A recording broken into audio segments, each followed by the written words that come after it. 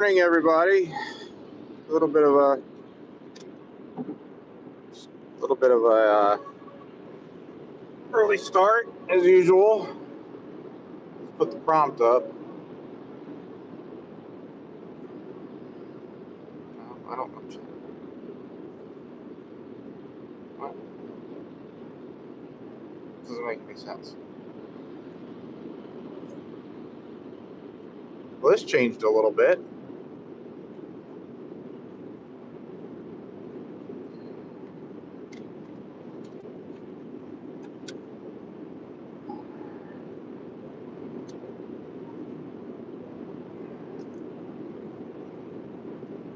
I could put the prompt up.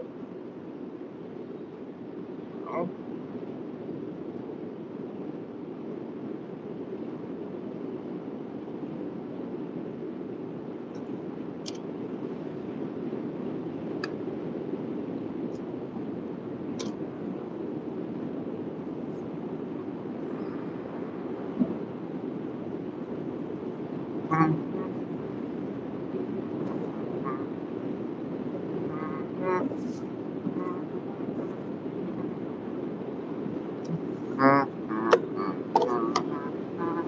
Yeah, it definitely changed quite a bit. Okay.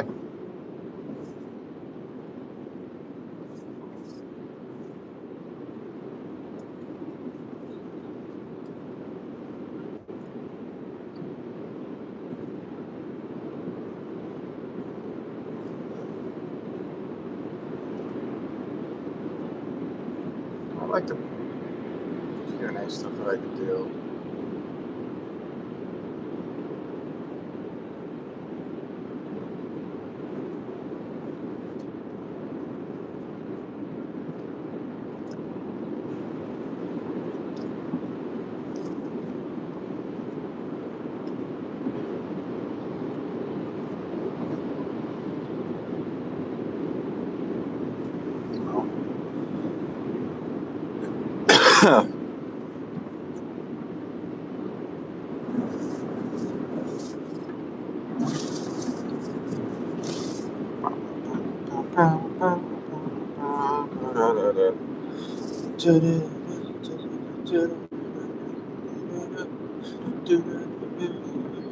Still got about an hour left of my drive.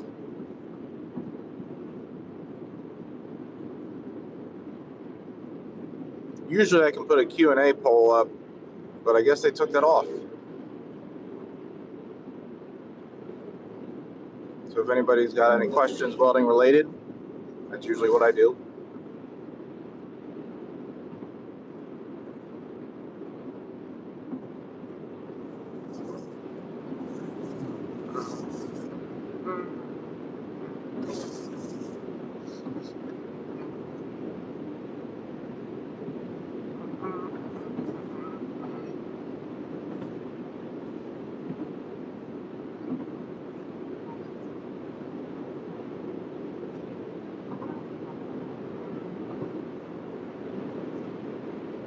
I kind of don't like the fact that it's different now.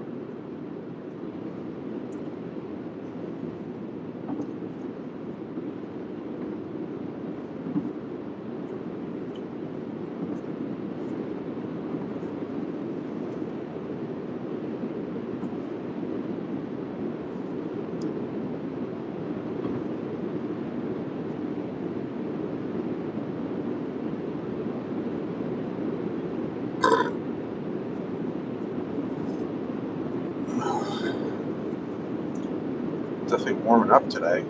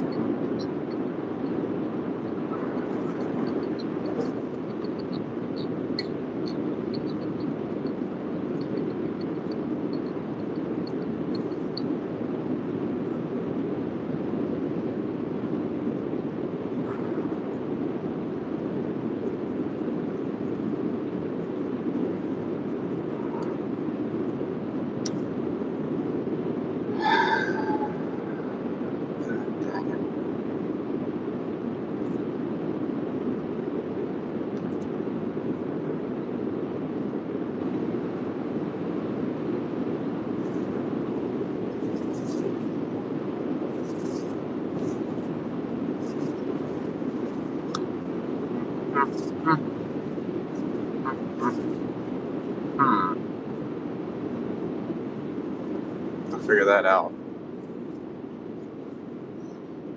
Anyways, faster route, save 3 minutes.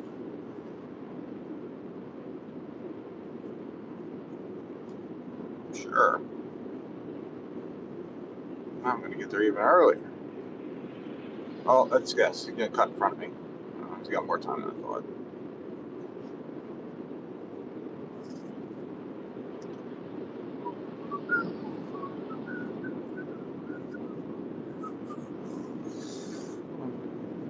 Let me.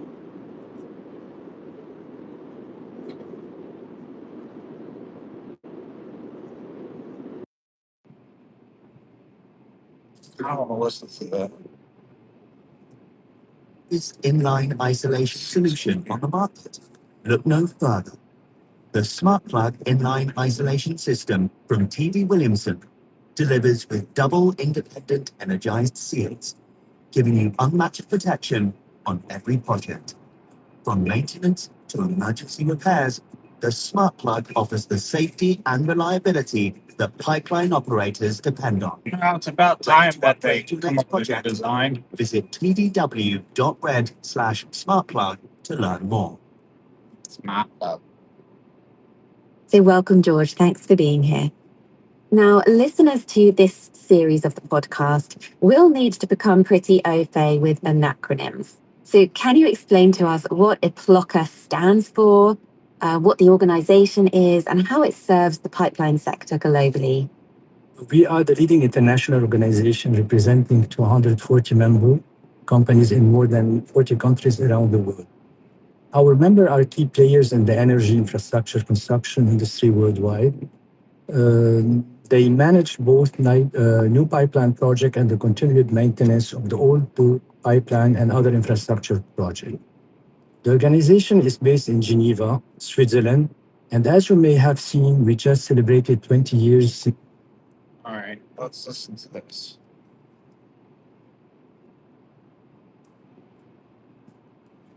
Hopefully. What's up, Arc Junkies? Welcome back to the show. Joining me today once again is my good friend Dusty James from Pacific Arc TIG Welding.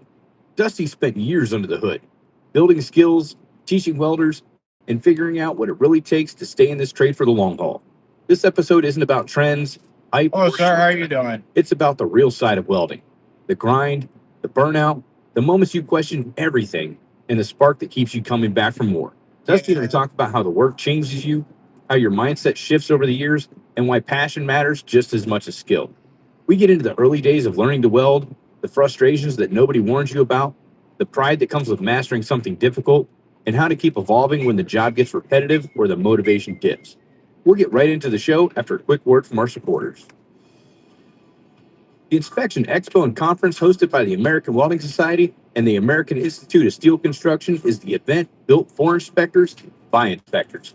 If welding inspection is part of your world, this is where you get to sharpen your skills, expand your network, and get hands-on with the latest tools, technology, and code updates shaping the industry. IEC brings together inspectors, educators, engineers, and industry leaders for 3 full days of training, breakout sessions, certification support, and real-world problem solving. Whether you're new to inspection or you've been in the fields for decades, this conference will elevate your game. Head on over to aws.org/conferences to register, and be sure to use code word ARCJunkies at checkout, and AWS is going to hook you up with a free gift just for being a listener of the show. Don't miss it. The future of welding inspection is happening at IEC. When you're welding on remote jobs, doing field repairs, or working off-grid, plug-in welders aren't always an option. That's where the Fronius Ignis battery welder changes the game. No cords, no heavy generators, just battery-powered freedom and full power performance. The Ignis battery gives you enough juice to weld up to 31 electrodes of 332 or 12 electrodes of 1/8 inch on a single charge. Or you can run for 30 minutes of continuous TIG at 100 amps, all without plugging in. And yes, it'll run 60-10. Despite the battery pack, the unit stays manageable in the field, weighing in at roughly 27 pounds. That means it's light enough to carry to a job site or throw in the back of the truck and go. It's a fully capable stick and TIG unit. So whether you're stick rails, Ignis handles it. When power's unreliable or non-existent, Ignis gives you arc-ready independence. If you want mobile welding that doesn't sacrifice performance, check out the Ignis battery online at fronius.us. Big thanks to Fronius for supporting the Art Circle podcast. If you're still welding with a flimsy, off-the-shelf hood you bought for welding school, you're overdue for an upgrade. Outlaw Leather builds hoods the way we wish everyone built gear. By hand, with real materials, made in the USA, and durable enough to survive long days, hot sparks, and the occasional drop from when your buddy borrows it without asking. These aren't mass-produced plastic shells. Outlaw hoods are leather, customizable, comfortable, and tough enough to take on actual field abuse. And the best part? You can get one built exactly how you want it. No copy-paste designs, no shortcuts. They also make arm pads, bolt bags, tool bags, sleever bar holders, pig ears, and more. All the essentials made by people who understand what welders actually need and use. Head on over to outlawleather.com and use Arc Junkie to check out to save 15% off on all their in-stock handmade leather goods. Outlaw Leather. Built to work, built to last. All right, you know what time it is. Fire up your machines, drop your hood, and turn me up 5. Thank you for downloading show number 386 of the Archives Podcast.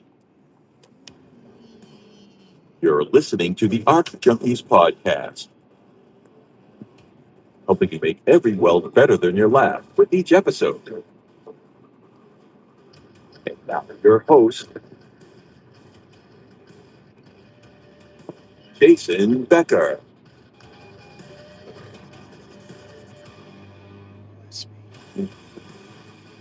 Dusty James, welcome back to the podcast, man. How you been, brother? Back. Like you never left. Well, we've done it quite a few times. Yeah, we have.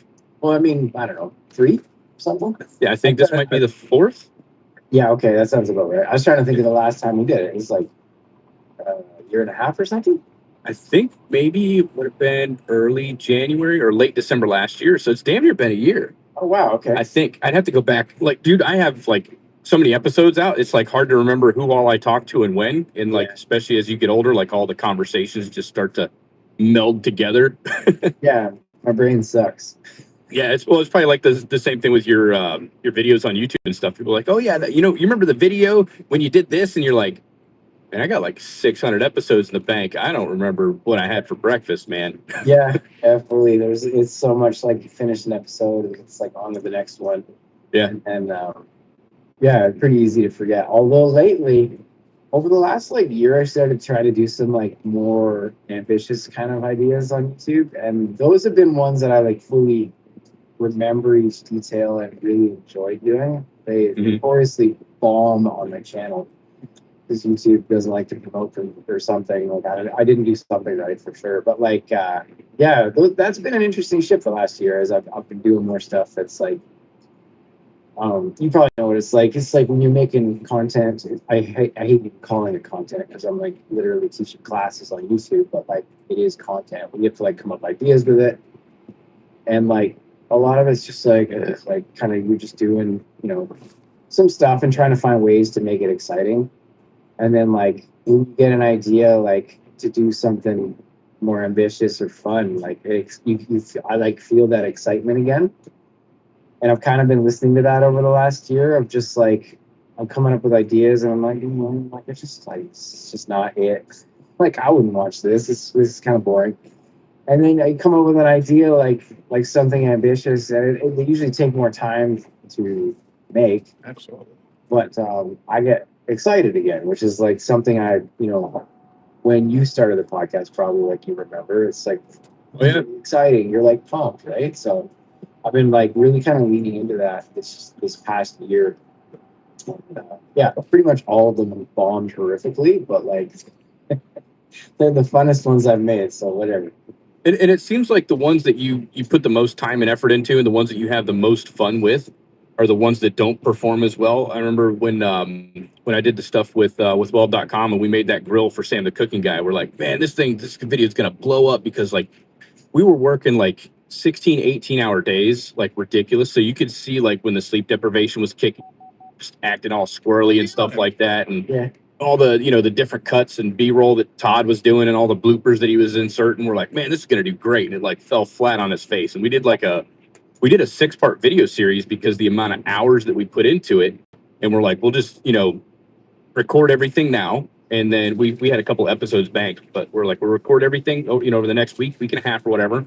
And then as we're driving out to California, Todd was going to ride, in the passenger seat and do all the editing.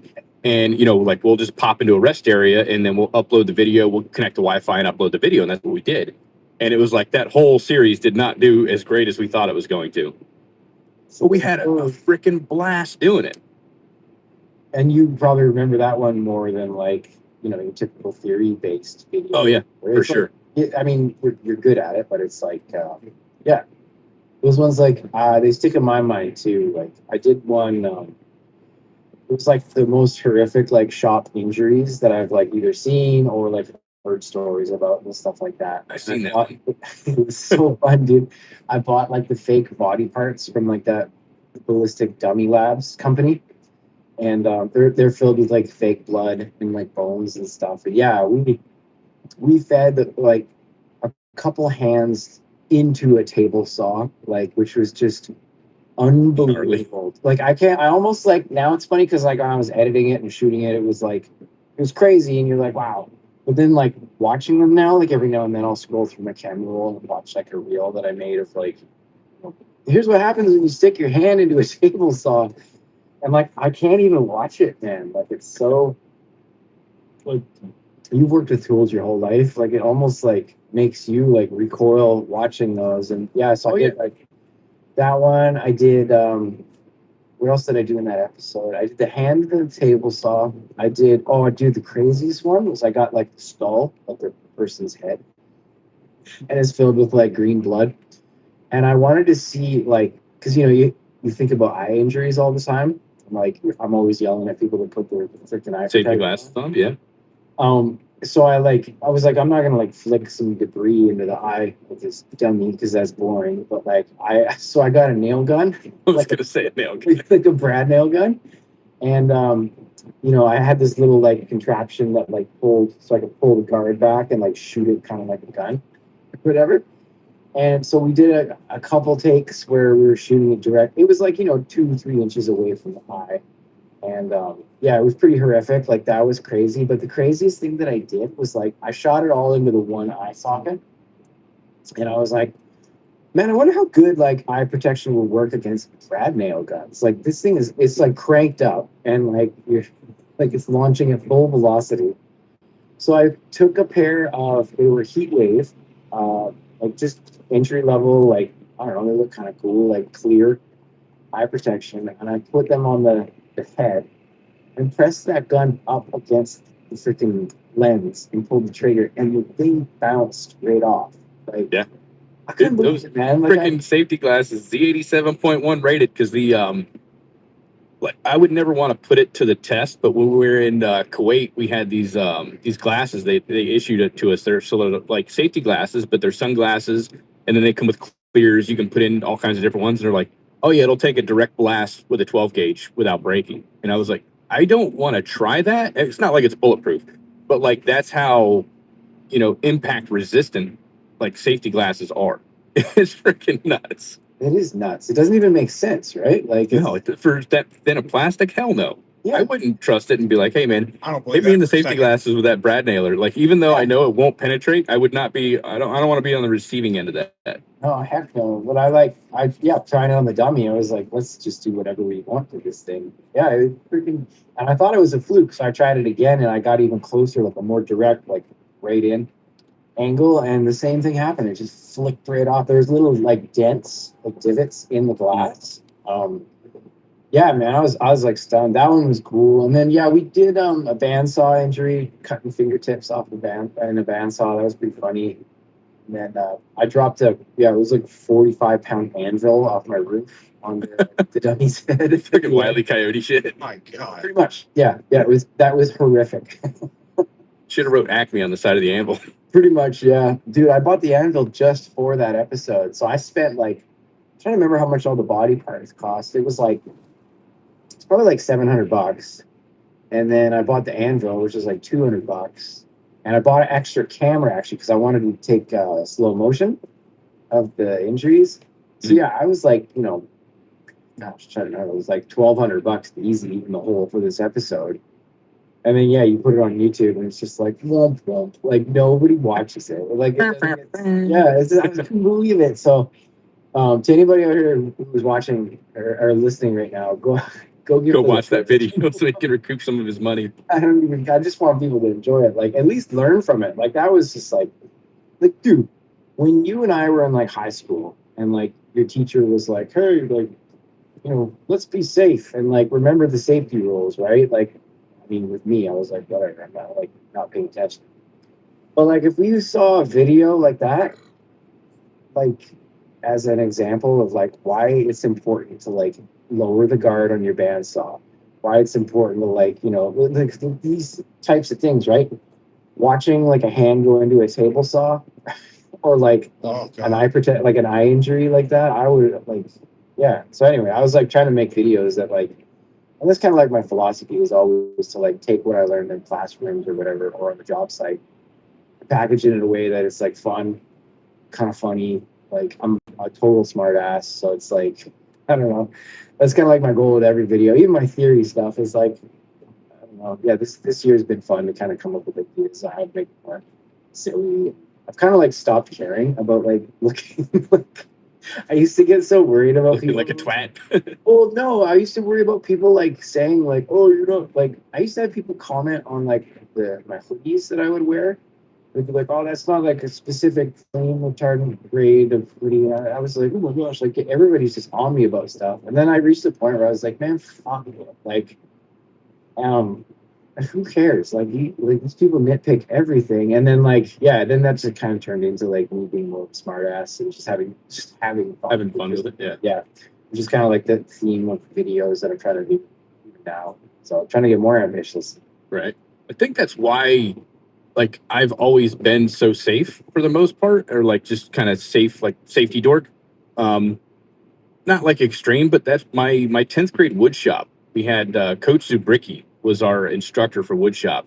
And like you were saying, if our instructors would have showed us videos of people getting their hands caught, like that was the intro to his class. It was like, because we had our 45-minute classes. We're on like a 4x4 block schedule. So like the classes were like pretty long. And the first day he went over the syllabus and then we had to go through like shop safety. And it was like just an hour long video of people getting their hand caught in a table saw, somebody running a freaking a lathe and like catching a tool to the chest. Like it was all full graphic, just gnarly eye injuries, people not wearing safety glasses and catching like massive chunks of wood in their eye. And I was like, but I mean, it brings it home. And so when I got into teaching welding, I did the same thing. Like I went out and got all these, thank God for YouTube and Instagram. I got all these graphic images of like accidents that happen in the shop. And when we did the grinder safety video, that's why we put all those explicit, video clips and photos and stuff in that video. Was going back to my 10th grade year, sitting in class with Coach Zubricki and him showing us that video at that ripe old age, like 16, watching people get sucked up into a 12-foot furniture lathe. It's like, holy shit. But I mean, it kind of instills like how fast that you never realize how fast that could happen. I mean, I've been, I've got dinged up a little bit over the years, but like I've never had like a horrific injury, but I have had like, you have like an angle grinder bite and like do something crazy, and it's always just terribly bad. Blink of an eye, like Enough to freak people out. Forget like these things are literal machines, and I'm like a squishy, soft, like basically. It's like you're like you're a bag of meat. or like you try it out with like vegetables and stuff too. Like your skin compared to like a table saw is the same as like a carrot. Like there's just you're not even there. It just goes right through. Yep. It's so crazy, man. It's like, yeah, I don't know. I had a lot of respect for like mostly like table saws, chop saws. Always like scared the hell out of me. Oh yeah. Yeah, dude. I don't know. There's like lathe was like always, always had my guard up, like figure speech, but like, yeah, I don't know. It's like having a healthy, and you see some people who are just too comfortable on like stuff like that, and it's like, even with like how the speed of they're reaching over, like the hands are crossing over, like cross tooling. It's like even a drill press and stuff like that, and that's just like, I'm not like terrified of a drill press, but I'm still like, very vigilant. aware. Yeah, dude. It's like, yeah, you're like, there's just, you mind your P's and Q's, like, and even still, like, yeah, I've got like some scars to like prove, like, things just, I mean, you do it for, it's like a thing of numbers, right? Like, Yeah. Or averages, like, And complacency. yeah, and like, dude, it's like, okay, I was like professionally production welding for like 20 years, and it's just a matter of time before, like, that's just Right. a lot of End this live. Thank you everybody for watching. Yeah. So, Stay It's tuned like the for dude more. on he's on YouTube. He Later. runs a woodworking channel called Stumpy Nubs. And